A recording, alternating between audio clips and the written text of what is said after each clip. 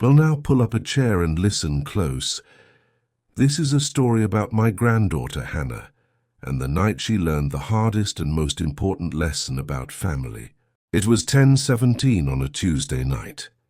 She was tucked away in her old childhood bedroom, staring at a project spreadsheet on her laptop. This launch was her big chance, her shot at a director position, and she was putting everything she had into it. Then her phone buzzed. It was her father, my son, Richard.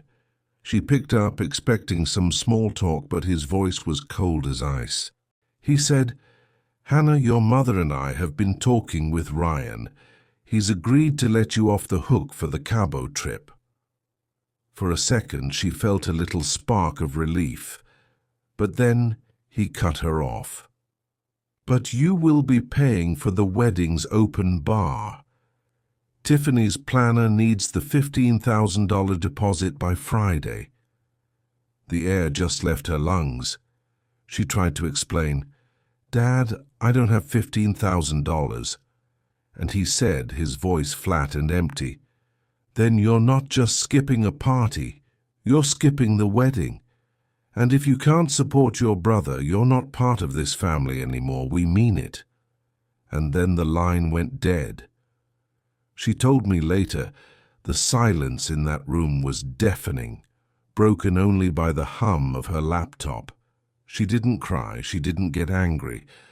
She said she felt a cold, perfect clarity, the kind you get when a complex equation finally simplifies down to zero. Her father's words weren't an emotional outburst. In that house, they were a contractual negotiation. And Hannah had just been handed her termination clause, so she turned back to her laptop and she closed that project spreadsheet. This wasn't about family anymore. This was business. She opened her bank's website. Her fingers moved quick and sure. She found the automatic payment she'd set up 3 years ago when her dad was in a tight spot, a payment to her parents' mortgage company. It was supposed to be for 6 months. It had been 36. She clicked cancel. A little box popped up. "Are you sure you want to cancel this recurring payment?" She thought of the $15,000. She thought of a lifetime of being taken for granted. And she clicked confirm. Next, she went to her phone company. She was the primary holder on the family plan. Her parents, her sisters, everyone was on it. She'd been paying the whole bill for years. She selected her father's number, then her mother's. She clicked Initiate Transfer of Ownership. Just like that, as of the next billing cycle, they'd be on their own. She looked at the clock, 10:21. It took 4 minutes. 4 minutes to financially sever a relationship her parents had just verbally detonated. This wasn't revenge, she told me. It was accounting. She'd been the silent investor in their version of family, and her shares had just been declared worthless. So she balanced the books. But you have to understand, that phone call wasn't the start of it. It was the final entry in a ledger she'd been keeping her whole life. There had always been 2 sets of rules in that house, one for her brother Ryan, the golden child, and one for her. When Ryan dropped out of college to find himself, our son Richard co-signed on a condo for him. When Hannah graduated with honors, she got a $500 savings bond that wouldn't mature for a decade.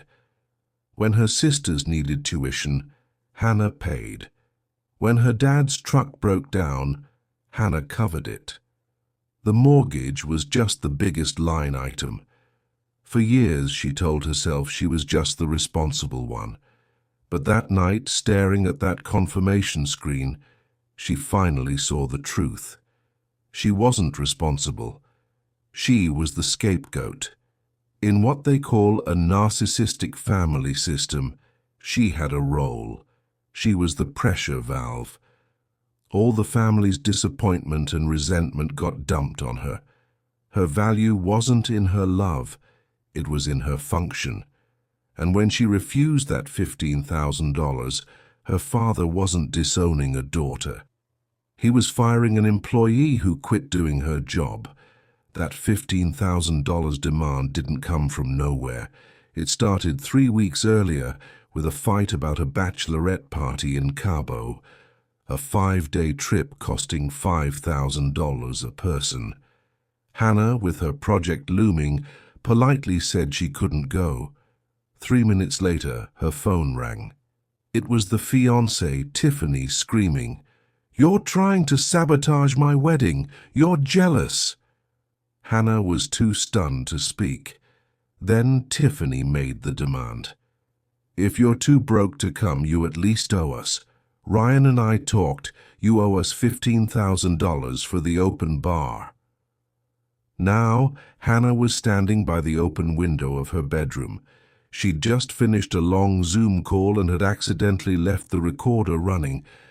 She saw the little red light blinking, and as Tiffany kept screaming, Hannah held her phone up to the laptop's microphone, capturing every ugly word. She saved that file. She didn't know what she'd use it for. She just knew that in her family you always needed proof.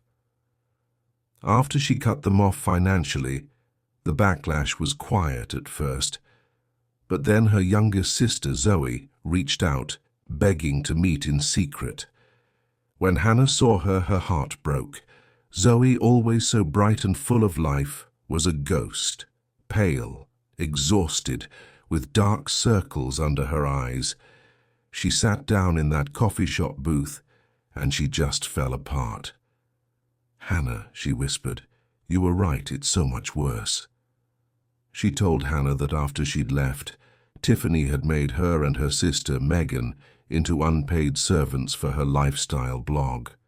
They had to write articles, run errands, scrub floors. "She says it's to build our resumes," Zoe cried. "And Mom and Dad, they think it's great. They say we're paying our dues."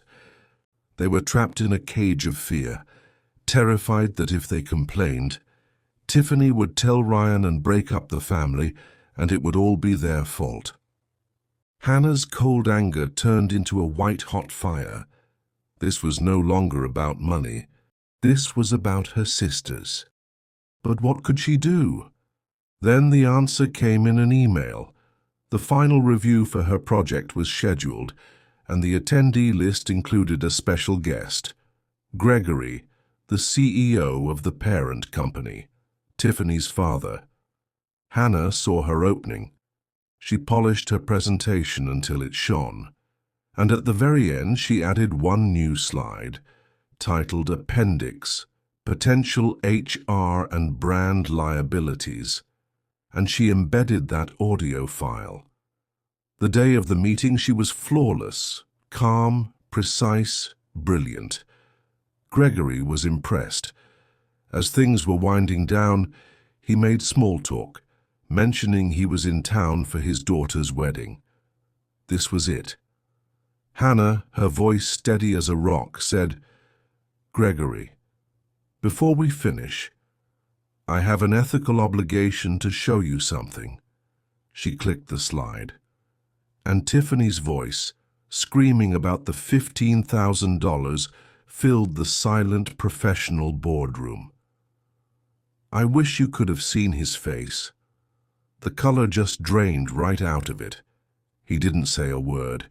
He just looked at Hannah and said, "Come with me now." They drove straight to Ryan's condo. Gregory opened the door without knocking, and the scene inside was worse than anything Hannah could have imagined. Megan was on her hands and knees scrubbing the floor. Zoe was surrounded by piles of cheap jewelry, labeling it for Tiffany's blog. And Tiffany was lounging on the sofa, not even looking up as she snapped, "God, Megan, you missed a spot." Gregory took it all in. His voice was low and dangerous. "You're cut off, Tiffany.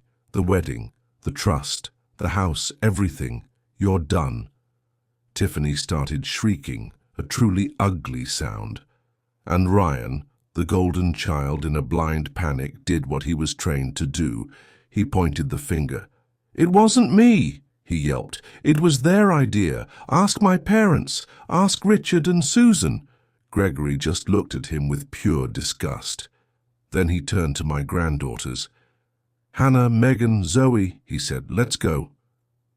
That night, back in her quiet apartment, Hannah's phone rang. It was her mother.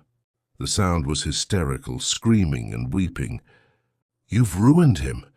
You've ruined your brother. You've destroyed this family."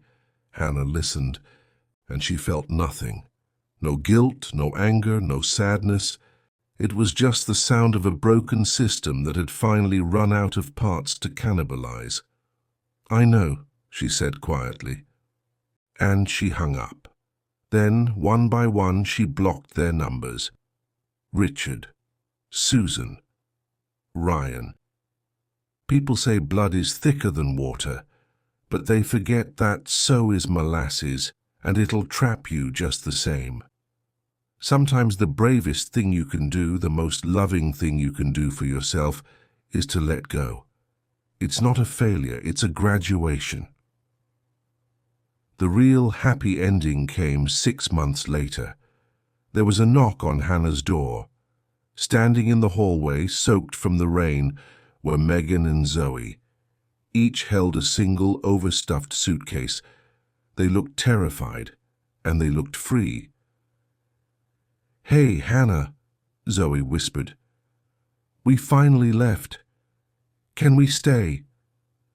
Hannah didn't answer with words. She just smiled, and she held the door open wide. The final scene wasn't about revenge, it wasn't about winning. It was this.